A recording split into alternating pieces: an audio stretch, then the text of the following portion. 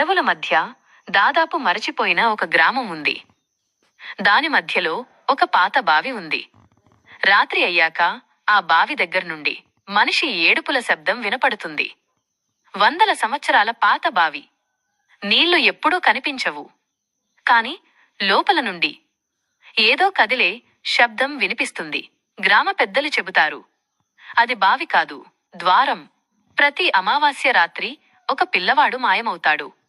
ఉదయమయ్యేసరికి చిన్న చిన్న పాదముద్రలు బావి చుట్టూ. కాని పిల్లాడు కనిపించడు.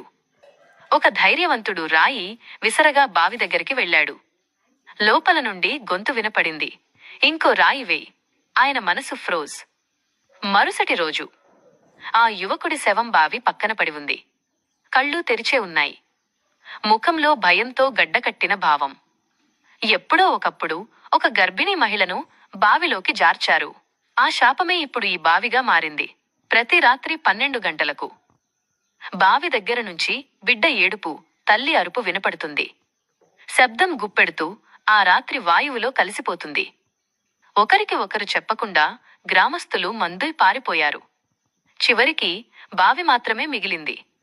ఆ శబ్దాలతో బావి పక్కన ఎర్ర రక్తంలా రాసిన శబ్దం, లోపలికి చూడకు, నీ ఆత్మ తిరిగి రాదు. ఇప్పుడు ఈ కథ చదువుతున్న నువ్వు రాత్రి ఏదైనా బావి దగ్గర ఉంటే లోపలికి చూడకు.